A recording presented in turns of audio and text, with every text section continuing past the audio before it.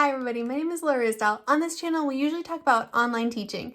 I'm an online teacher for a couple different companies and I love talking about that. But this year, 2021, I'm doing a quick series where I'm telling you about the books I'm reading. So I made the goal to read 100 books this year. And disclaimer, yes, I like to put this disclaimer, I do count audiobooks. So that's kind of how I make it happen because I listen to books a lot of the times on my AirPods. I've read books 31 to 40, and I want to give you my quick reviews. I read 10 books. I divided them into 4 categories. I read a couple novels, a couple biographies, a couple general nonfiction, and then a couple Christian or inspirational books. And I want to tell you about these. So the first 2 are novels. I'll talk about those. I read The Fixer. This was really a fun book, and Firefly Lane. So these 2 authors, Joseph Finder is the first one who wrote Fixer. He writes I don't know how I would describe these books. They're high energy, they're fast paced, you're trying to figure out what the end will be. I really am enjoying his books this year. And then the second one is Firefly Lane by Kristen Hanna. Now, I totally missed the boat and I had not read a Kristen Hanna book until this year.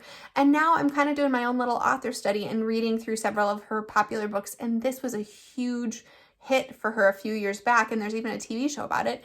But I have to be honest, I didn't love it at first. It took me a long time to get into it. But in the end, I did like the book. It's a story of 2 friends, and they kind of have a dysfunctional friendship, but you get to watch the friendship from when they meet as girls all the way through their lives, and you watch how they help each other out, and they're there for each other and their family, and it's just like, if you have a best friend, it'll probably make you feel all the feels because it really is about a deep friendship. Those are the 2 novels I read this month. Then I read 2 biographies. The first one I have to highlight. I read the biography of Alexander Hamilton, and it's the biography that the hit Broadway show is based off of. And it was so long. It's my only criticism, actually, because it was a fascinating book and I loved it. But it took me probably more than a month of listening to it to get through this book. I mean, it went through every stage, and I know how the story's going to end, right? I know that he's in a duel and the whole story. And I'm like, let's just get to the ending. So he really is a fascinating person. If you have seen Hamilton, how it was released on Disney Plus, you'll really probably be even more interested because you'll know the backstory of this is why Lin-Manuel Miranda picked this part of the story, part of the book, to make it into the Broadway show. I mean, it was just really, really well done. He's just a fascinating person. So if you like history, if you like biographies of interesting people, you should definitely get this and just be prepared that it's going to take you a while to get through it. It's good though. It's good at every part. The other biography I read was a biography of a set of women. Actually, they're the original astronauts' wives from the 1960s. So in the 1960s, this is when they were going to the moon for the first time, and astronauts were just instant celebrities, and their wives and children became super famous overnight also. So it was really interesting to hear about their lives because their lives were very normal and average. Their husbands were government employees and test pilots for a while, and then all of a sudden they're astronauts, and they have they all got a huge deal from Life magazine, and they had their lives photographed, and they had paparazzi following them, and they had to behave a very certain way, perfect little 1950s housewives. So that was a really interesting part of the story. My only criticism of that book was I think they bit off more than they could chew. I wish they would have focused in on 3 or 4 of the astronauts' wives instead of covering, they talked about over 20 of them because they kind of started out in different groups. But that's the only criticism I have. I got a little lost at times where I'm like, who are they actually talking about? But it was really interesting, and I love astronauts and space travel, so it was a good book. So those are the 2 biographies, Alexander Hamilton and Astronaut Wives. I read 2 just general nonfiction. One was a teacher book by Jerry Brooks. If you've probably heard of him if you're on Facebook, if you're a teacher, he has a hilarious Facebook and YouTube page, and he's a principal, and he's from the South, and he just is he's just a comedian.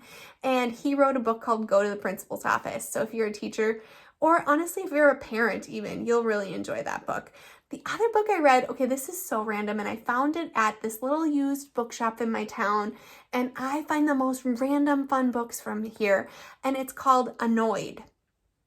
It's like all about things that annoy us as people and why we're annoyed. This book was interesting to me. It talked about sounds that annoy us and about smells that annoy us, about things that annoy us, people, the way people annoy us. So it's really interesting because it talked about why, like psychologically, why we get annoyed.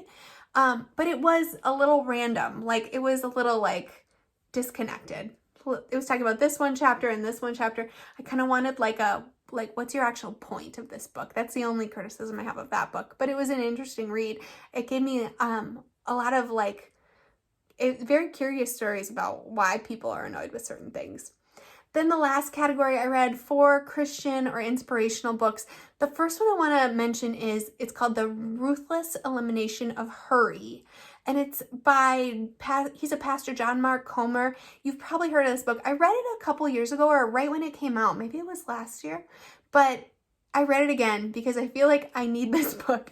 It just talks about how the Christian life is meant to not be rushed and busy and hurried and frantic, about how we need to slow down. It talks a lot about Sabbath, which is something that I've really been trying to incorporate into my life, not in a legalistic way, but in like our bodies are meant to rest one day out of the 7. So I'm learning about that. On that same topic, I read a book called Rest Assured. And that was not as detailed, not as in-depth, but another really good picture of like why rest and taking care of ourselves is really an important part of the Christian life. So those were kind of on the same theme. Then I'm reading, with my Bible study at church, I'm reading Elijah Bible study. Now this is really short, thin book, and it's mostly discussion questions, but I'm going to include it because it's making me read new books of the Bible that I haven't read in years. And I tend to read a lot in the Bible in the New Testament. So it's really pushing me to like study and learn more about the Old Testament. And I really love these stories about Elijah. He was a prophet in the Old Testament. Fascinating person. Fascinating. So many crazy stories about him. The last book I read, I heard about this from a podcast that I listened to. The podcast is called That Sounds Fun, and Annie F. Downs interviews authors and Christian leaders, and she interviewed this man. I'm blanking on his name, but he studied trees and the Bible and how they connected. Now, if you've been following my channel, one book I was really interested in a few months ago was Beth Moore's book called Chasing Vines, and it's about how vines and grapes and wine and grape juice, all that, how that is in the Bible and how the vines are symbolic in the Bible. So this is kind of similar. He talked about trees and where trees are important in the Bible. It was really interesting. Also, a side part of his book was talking about how a lot of times environmentalism and people who are strong Christians don't really combine. Like you don't see a lot of strong Christian voices talking about saving the planet. So that was something that's interesting. He talked about how trees are so important. We need to take care of trees. We need to thank God for trees. And then he talked about how like the Bible starts out with talking about the tree of good and evil and the tree of life.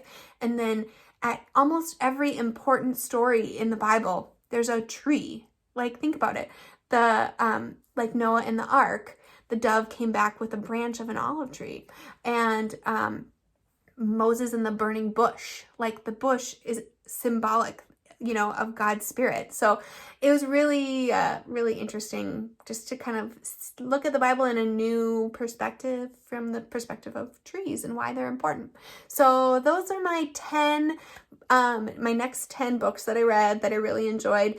I really did enjoy most of them. Honestly, if I don't enjoy a book, I kind of don't finish it and don't include it in here. So you're getting my favorite, hopefully my favorite 100. I'm on about 33 right now, and I'm in May. So I'm getting a little behind schedule. I was trying to do 10 per month, but that Alexander Hamilton book slowed me down. In a good way. It was such a good long book. All right, happy teaching if you're a teacher. Thank you for watching if you're a reader. And again, I love and listen to your recommendations. Put them down in the comments and tell me what you're reading right now. Happy reading, everybody.